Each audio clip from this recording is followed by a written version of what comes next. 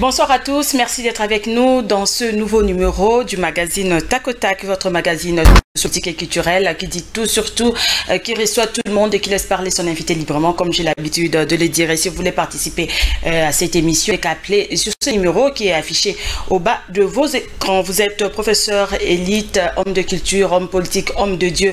Venez participer dans Tac au Tac et proposer des solutions pour le développement du pays. Bien, je reçois pour vous Monsieur Mangalibi, il est environnementaliste et président du ONG Amis et de Jardin. Bonsoir. Bonsoir, Monsieur Mangalibi. J'espère que c'est le coordonnateur des Amis. Ah, le coordonnateur des Amis de la nature et des jardins. Ah, de la nature et des jardins. Merci. Voilà, vous n'êtes même plus à présenter. Et bonsoir et bienvenue dans Tac au Tac Magazine. Merci, madame. Et ça, c'est votre deuxième passage. Hein. Ça a toujours été un plaisir de vous recevoir sur ce plateau. Moi de même aussi, chaque fois que j'ai l'invitation. L'actualité, c'est le discours du chef de l'État à l'ONU. On en parle.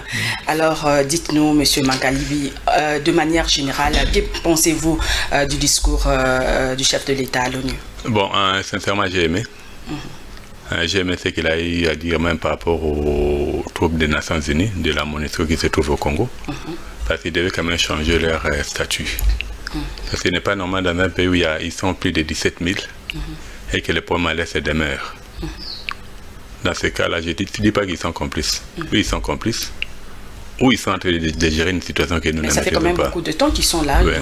Normalement, 17 000 hommes avec tout ce qu'ils ont comme équipement. Ils sont là pour la stabilité, mais il n'y a toujours pas de stabilité. Où ces mecs qu'ils partent, s'ils n'arrivent pas à maîtriser la situation. Parce qu'aujourd'hui, la réalité de la guerre du Congo, on sait, à l'est du Congo, c'est le Rwanda. Parce qu'on a affaire à des rebelles rwandais qui ne font jamais les désordres au Rwanda, mais ils viennent de faire dans notre pays. Et ils les connaissent. Alors pourquoi ne pas inquiéter Kagame aussi? Moi je crois que la finalité ça va être ça. Nous on n'est pas contre les Rwandais. C'est un pays voisin, les Rwandais sont nos frères, nous l'acceptons. Mais ils doivent arrêter de faire ce qu'ils sont en train de faire.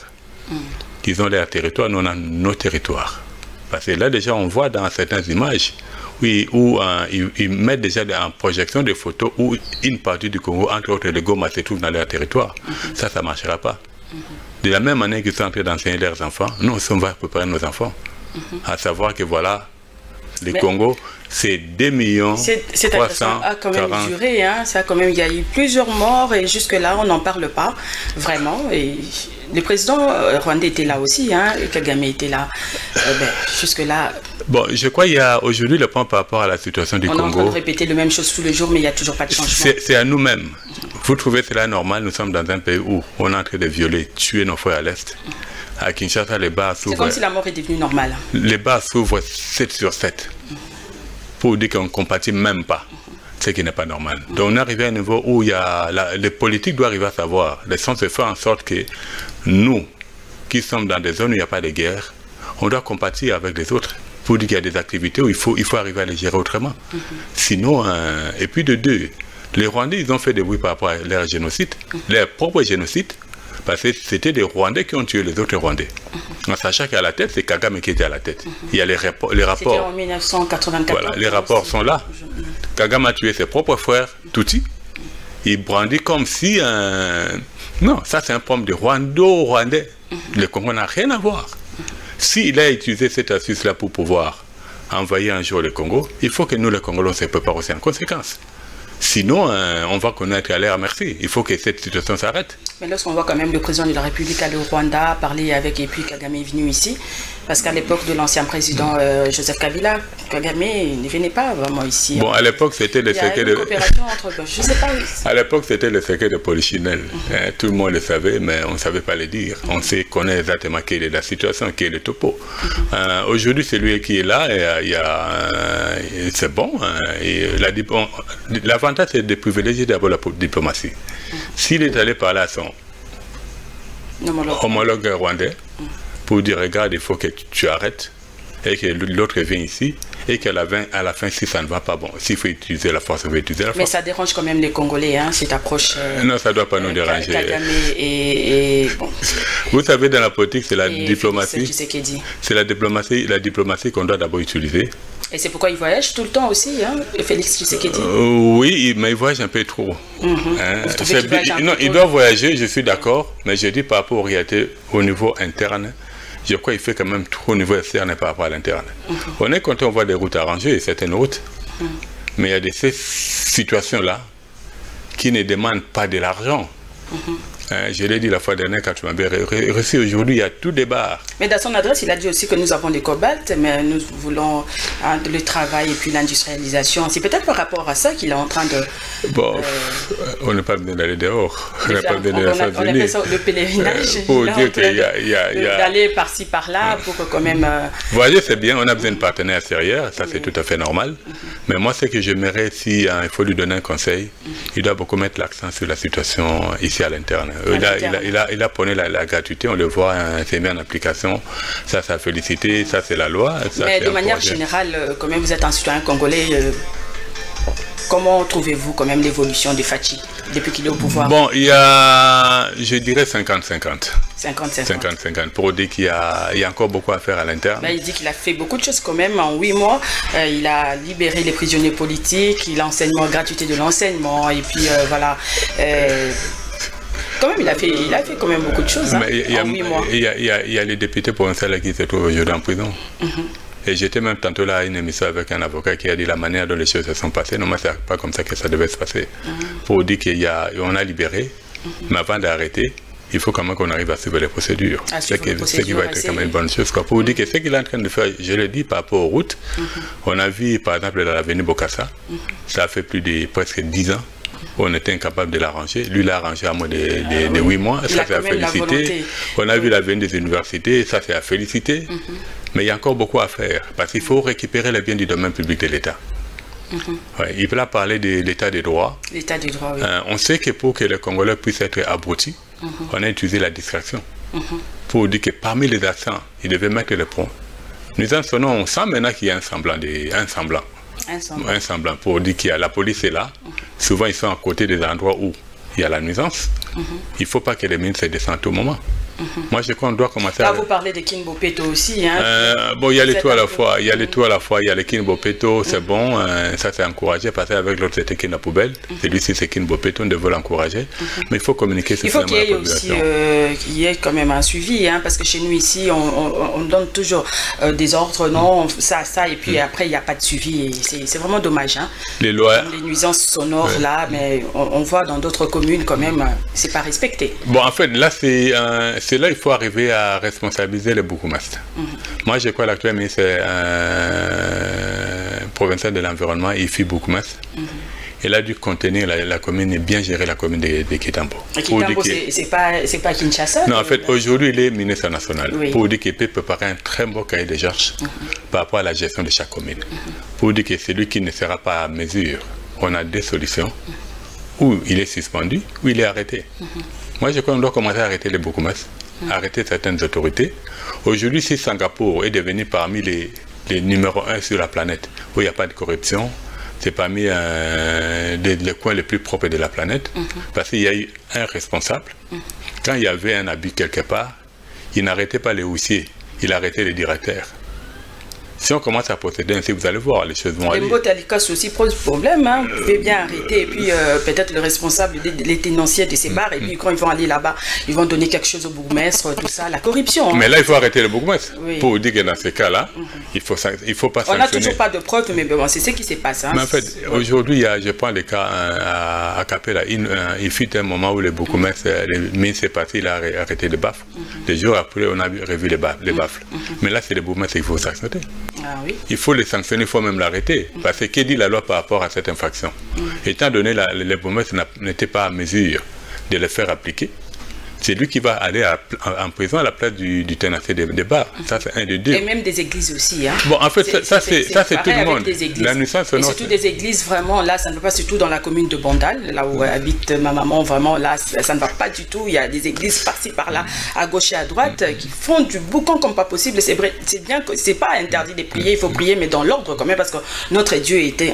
Un Dieu d'ordre, oui. Bon, la loi est pour tout le monde. Pour dire que si on dit, il n'y a pas de nuisance. Jusque-là, rien n'est fait en tout cas. Moi, je n'ai pas encore senti ces changements côté nuisance sonore. Non, jusque-là, non. Bon, c'est là où on dit qu'il faut un cahier de charge pour chaque commune. À ce moment, les bourgmestres qui ne seront pas à la hauteur, il faut les sanctionner. J'ai dit que ça soit pour les bars, que ça soit pour les églises. Moi, je suis chrétien. Je ne peux pas nier...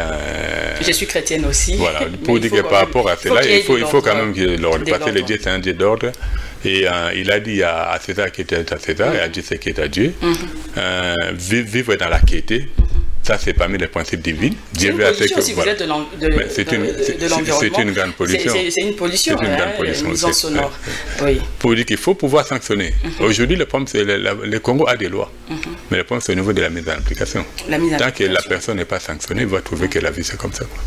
Eh bien voilà. Eh bien, revenons sur le discours du chef de l'État en général. Vous avez quand même apprécié, comme vous venez de le dire là tantôt. Mais sur le plan de l'environnement, le chef de l'État a vanté les forêts congolaises qui font partie de la solution dans le réchauffement climatique. Est-ce que c'est suffisant selon vous? Bon, là, c'est, comme je l'ai dit, vanter c'est bien, mais il faut contraindre aussi les situations qui se passent à l'interne. J'avais donné l'exemple, je l'ai toujours dit, aujourd'hui quand tu vas par exemple dans les Maïndombe, aujourd'hui c'est entré dans ta main même au niveau de l'Équateur. Parmi les activités qui font entrer beaucoup de l'argent dans la caisse de l'État, ce sont les commerces de la braise, les Makala. Pour dire qu'aujourd'hui, ces gens-là, ils massacrent carrément la forêt pour en faire de la braise. Or, dans le temps, normalement, on coupait une partie de forêt, c'était juste pour faire des champs. Mais ces gens-là font beaucoup plus de dégâts par rapport à même aux exploitants de bois. Alors, ce qu'il y a à faire aujourd'hui, il faut trouver la solution pour ces gens-là. La solution est là. J'ai même exposé hier par rapport à la Journée mondiale du tourisme. J'ai dit pour arrêter cela, ces gens-là qui sont les massacreurs des forêts, faites des éleveurs des abeilles. Cela permettra à ce que, bon, les abeilles vont bien permettre à ce que nos forêts arrivent à reprendre leur place, parce que dans la pollinisation, ils sont les premiers parmi les insectes. Et puis de deux, bon, ils vont avoir des courroies, même acheter des panneaux solaires s'il faut. Et ça, c'est un des deux. Il faut construire beaucoup de micro-barrages. À ce moment-là, les coins vont être électrifiés, en sachant qu'aujourd'hui, même les 80% des bois qu'on est en train de massacrer des forêts viennent à Kinshasa. Tant qu'on ne va pas trouver la solution à Kinshasa par rapport à l'électrification, le problème va demeurer. Pour dire qu'on peut vanter. Mais ça peut disparaître un jour si c'est mal géré. Ah oui, ça c'est vrai. Et parlant de l'agriculture, il a dit sa détermination à ne pas plonger dans la déforestation. Est-ce juste de vouloir relancer comment l'agriculture sans la déforestation? C'est possible, on a beaucoup de savanes. Ça c'est l'avantage que nous avons, on a beaucoup de savanes où il y a vraiment de la bonne terre arable. Et souvent à côté des savanes, il y a un point d'eau. Donc il y a possibilité d'arriver à réaliser ce qu'il a fait. Mais l'élément qu'on doit arriver à savoir, que nous devons arriver à bien réfléchir. Parce qu'aujourd'hui, on a du retard par rapport aux autres. Mais on a tout l'avantage de commettre les erreurs que les autres n'ont pas commis. Les autres, ils ont détruit la terre en utilisant des engrais chimiques. Mais nous, on peut utiliser des engrais organiques. À ce moment, on va mieux les vendre. Et puis, on va, comment dirais-je, donner de la nourriture propre aux gens qui vont pouvoir les consommer. Parce qu'il ne faut pas dire que je vais les faire. Après, on va commencer à utiliser, que ce soit les engrais chimiques, que ce soit les pesticides chimiques. Non, là, ça ne va pas. Là, ça ne va pas. Alors, la RDC fait partie de la solution avec ces forêts. Que peut faire le gouvernement congolais au-delà du discours du chef de l'État, selon vous? Bon, vous savez, au niveau du ministère de l'Environnement, il n'y a jamais eu un programme national par rapport à la gestion de nos forêts, que ce soit même aux aménagements de nos villes. C'est pour cela que vous allez voir que des immeubles poussent. Aujourd'hui, la manière dont même on est en train de... Dans certains coins, je prends le cas de Gombe, où il y avait beaucoup de villas. Les villas sont transformées en immeubles avec beaucoup d'appartements. Et au lieu d'occuper les 40%, comme dit les règles, quand on occupe un espace, ils occupent pratiquement des fois des 100%. Pour dire qu'on a du mal à trouver à mettre des arbres dedans. Et quand on va vers l'extérieur, La partie laissée entre les murs de clôture, maintenant on met du béton. On met du béton. Ça devient tout carrément un parking. Pour dire qu'il sera difficile de lutter contre les réchauffements climatiques si, dans l'aménagement de la ville, on est en train de mettre du béton partout. Du béton partout. Ça, c'est un problème. Aujourd'hui, on l'a dit même la fois dernière, il y a une loi. Mais à l'époque, il y avait des arbres partout dans les carrefours ici, chez nous, mais bon. Maintenant, c'est difficile. C'est vraiment difficile. Et mais il faut planter des arbres, alors. Mais pour planter, il faut qu'il y ait de l'espace. Si, par exemple, les tenanciers des bars occupent la partie où il fallait mettre des arbres. Parce que normalement, quelqu'un qui a son bar, ça doit s'arrêter à l'intérieur de sa parcelle. Laisse, ça appartient à l'État. Mais si l'État laisse ces gens-là évoluer... Donc, il n'y a plus de limite. Il n'y a plus. Conséquence, il n'y a plus d'espace pour mettre les arbres. Ça, c'est déjà un problème. C'est cela par rapport à cette décision, à la nuisance sonore ou à la gestion de ces activités.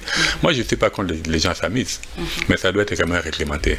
Nous devons savoir exactement d'où on vient pour dire que nous appelons des BMW. Nous ne vivons quand même pas dans une jungle, c'est tout un État.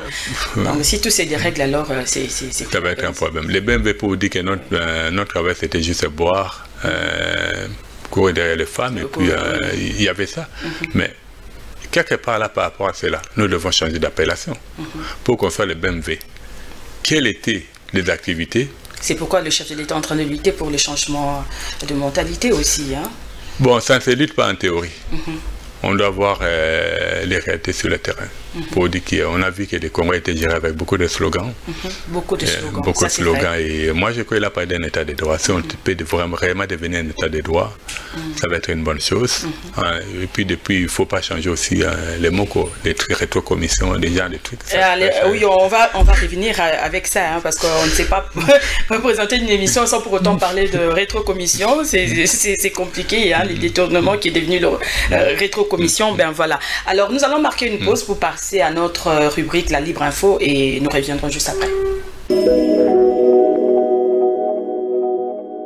La Libre Info d'aujourd'hui est axée sur les manifestations pour le climat tenues dans le monde et l'adresse du chef de l'État congolais quant à ceux à la 74e Assemblée Générale des Nations Unies. La mobilisation pour le climat a été tous azimuts de par le monde. Cette question est aujourd'hui au cœur des sensibilités collectives. Les vendredis derniers à Paris, des centaines de jeunes se sont mobilisés dans les rues de la ville Lumière pour manifester contre le réchauffement climatique. Le même exercice s'est produit à Montréal au Canada, où de milliers de jeunes se sont encore mobilisés pour la cause. Il y a eu même de grèves des étudiants et des élèves quittant leurs établissements afin de prendre part aux manifestations tenues pour le climat. Participant à la 74e Assemblée Générale des Nations Unies à New York, le chef de l'État congolais a aussi émis un point de vue là-dessus.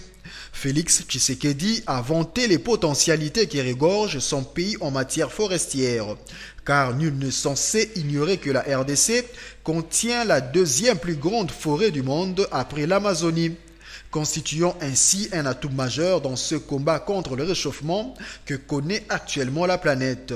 Ici est de signaler par ailleurs que ce réchauffement climatique est principalement dû aux concentrations croissantes de gaz à effet de serre dans l'atmosphère.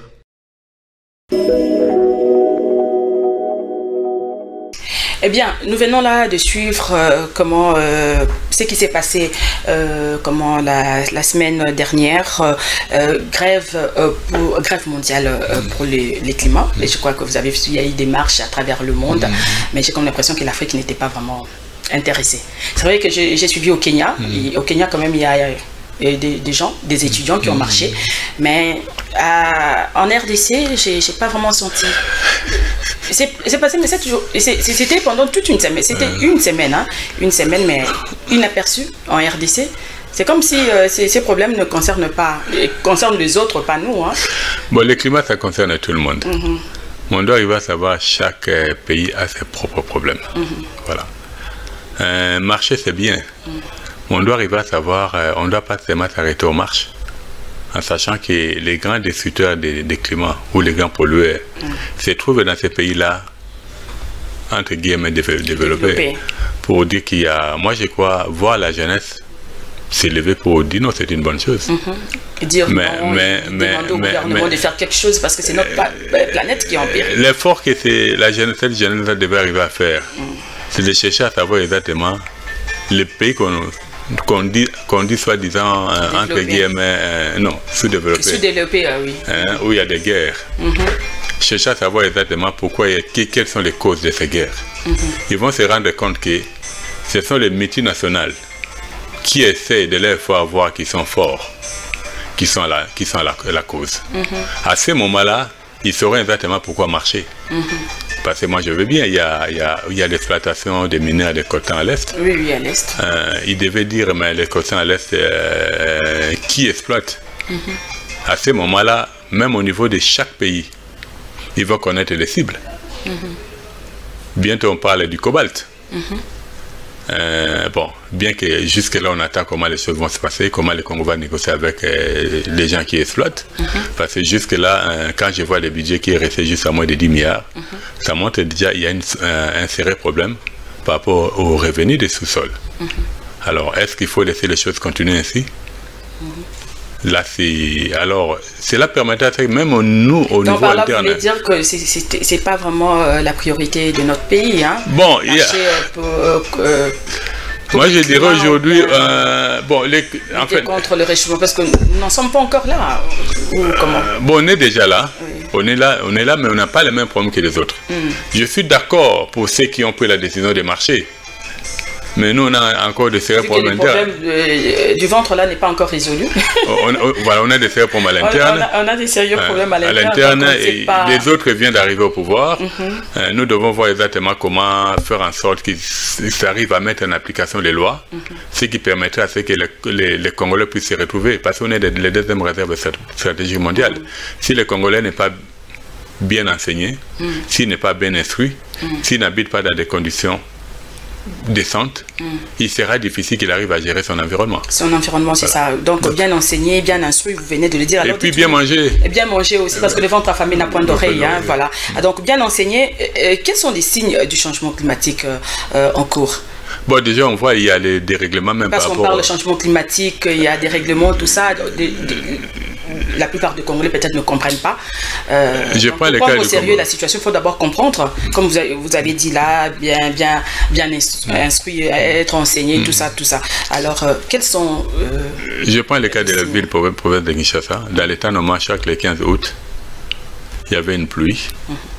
Et puis le 15 septembre, c'était le retour de la saison pluvieuse. On va se rendre compte que la pluie a commencé après le 15. Ce qui veut dire il y a déjà des il y a déjà un souci. Pour dire que par rapport à cela même, nous allons payer même par rapport à l'agriculture que nous allons faire.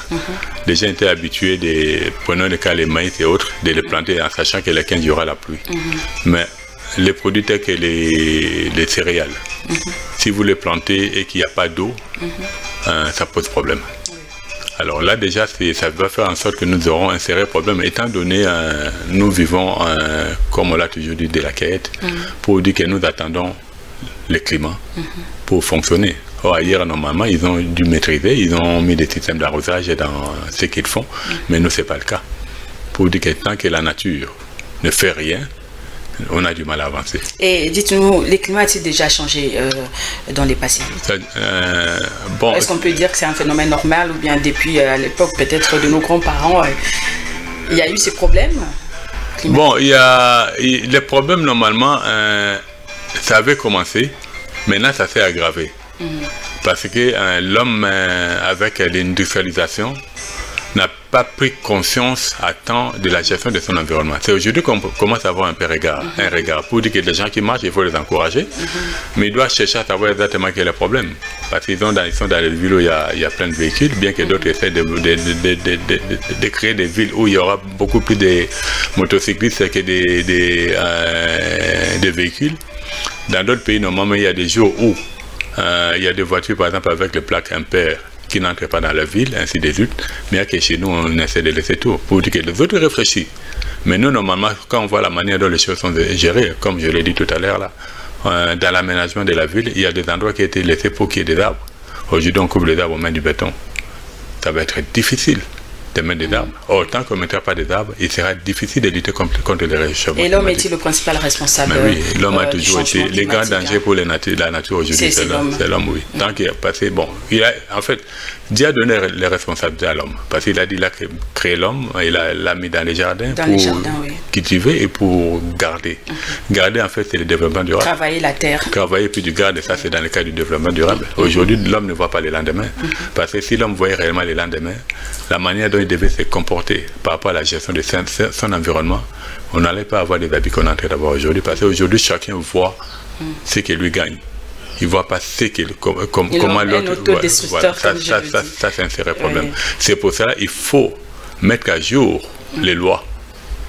Je prends le cas, il y a certaines personnes qui construisent, où tu vois au-dessus, la maison dépasse d'un mètre. Des constructions anarchiques. Mais là, normalement, il faut carrément l'État vienne voir comment la partie au-dessus, où l'homme rase, où l'État va commencer à lui demander des taxes, parce qu'il a occupé illégalement. Mais à l'époque, quand même, c'était réglementé dans des quartiers où il y a des maisons basses. On ne peut pas construire des maisons en étage, au niveau. Mais là, maintenant... Bon, on vient de loin. Pour dire qu'aujourd'hui, le président Félix est au pouvoir. Aujourd'hui, il y a même dans des quartiers où il y a des maisons basses, déjà il y a des maisons en étage. De plusieurs niveaux. Il y a des endroits. Ceux qui sont en étage, là, ils regardent, voilà. C'est pas bien, c'est pas quand même. Normalement, c'est pas correct, c'est pas légal. Correct, mais c'est fait qu'aujourd'hui, on donne les autorisations. Le ministère de l'Habitat. Urbanisme, on donne des autorisations. On donne des autorisations sans venir voir. Il fait pas bien son travail. Sans même des enquêtes. Je prends le cas avec les stations d'essence. C'est pareil, une station d'essence ne peut pas être construite à moins de 50 mètres d'une habitation. D'une habitation, mais voilà, c'est partout. Des stations. Il y a un sérieux problème. Pour dire que tant que le président ne comprend pas... En tout cas, le mal est profond dans notre pays. Il doit taper sur la table. Et quelles sont les projections et les incertitudes? Bon, moi j'ai toujours dit par rapport au Congo, je suis très confiant que le Congo va aller. Mais ça dépendra de nous. Les Congolais d'abord, et puis tous ceux qui viennent habiter au Congo, pour dire que tant que nous n'allons pas prendre conscience du danger, pour dire que l'avenir ça va être toujours très critique. Alors il faut aussi des lois qui doivent accompagner. Et puis il ne faut pas seulement faire des lois, il faut aussi mettre en place des mesures d'encadrement. Parce que sans mesures d'encadrement, je ne crois pas qu'on ne pourra pas réussir. On est devant ces faits-là. Et les conséquences alors, quelles sont les conséquences à venir du changement climatique? Bon, d'abord, il y a cet effet de chaleur, ça crée beaucoup de maladies. Si l'homme aujourd'hui doit commencer à vivre avec tout le temps la climatisation, il est en train de tuer calmement à petit feu sa santé. Ah bon, c'est pas conseillé. La climatisation, c'est déconseillé. Oh, l'air libre. C'est excellent pour la santé. Aujourd'hui, il y a plusieurs manières même de lutter contre les problèmes de sachets dans la ville. Parce que l'homme boit beaucoup. Et c'est ça notre problème, vraiment. Notre priorité ici en RDC, c'est combattre l'insalubrité. Les sachets partout, les déchets, tout ça. Il faut vraiment sensibiliser les gens. Il faut apprendre aux gens. Il faut aussi avoir des poubelles quand même. Il n'y a pas de poubelles publiques. Il ne faut pas seulement sensibiliser. Je prends le cas du Rwanda. Aujourd'hui, le Rwanda est coté comme parmi les villes les plus propres c'est devenu même un exemple, on dirait. Ou d'Afrique. J'ai toujours dit ce que Kagame fait au Congo, je n'ai jamais été d'accord. Mais là, du fait du Rwanda, un pays où les sachets n'entraient pas. Pour dire que c'est le président qui a pris une décision et il a mis quelqu'un pour suivre. Au cas où il y a des failles, c'est cette personne qui va être sanctionnée. C'est comme ça aussi que le président Félix doit fonctionner. Il dit que regarde, M. Chantilly, tu es gouverneur. Voilà ce que je veux de la ville de Kinshasa. C'est pas de la magie, hein. C'est pas de la magie. Non, tu sais, c'est très facile. C'est question de volonté. Question de volonté. Question de volonté. Et puis communiquer à la population. Dire à la population les bien fondés de cela. Parce que vous savez, il y a un genre de pollution que nous allons avoir dans les jours à venir, venant de vous les femmes. Aujourd'hui, les 80% des femmes ici à Kinshasa, ils ont des mèches. Des mèches. Ça, c'est les sachets. Ce sont mes cheveux naturels. Hein. Je n'ai pas de mèches. Félicitations. Pour dire qu'aujourd'hui, ça va causer des problèmes au niveau de la terre. De la terre, oui. Du sol. En sachant que même par rapport à vous-même, Parce que vous couvrez votre tête avec des sachets. Mais il y aura des maladies qui vont encore se créer. Il y aura des maladies, donc voilà. Donc pour dire qu'aujourd'hui, tant que nous n'allons pas... Mais il faut parler, il faut communiquer quand même, il faut parler, parce qu'il y a des gens, des femmes qui ignorent, hein. Bon, vous savez, les Congolais... Nous sommes presque à la fin.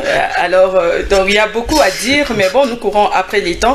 Alors, Monsieur Mangalibi, est-ce que vous avez des propositions à faire par rapport au changement climatique, tout ça, rapidement et nous avons... Bon, en fait, nous avons besoin de lois, parce que les lois sont là, il faut une mise en application. Moi, je crois, comme le président avait parlé de l'état de droit, s'il fait même du Congo un état de droit, même par rapport à la gestion de son environnement, je crois qu'on va résoudre le problème. On va remédier à ce qu'on a aujourd'hui comme ceci. Et nous faisons réellement du Congo un grand. Parce qu'aujourd'hui, qu'on le veuille ou pas, au niveau du Brésil, les déserts avancent. Et nous, on a encore tout le temps de stopper le désert qui est en train d'avancer vers les Katanga.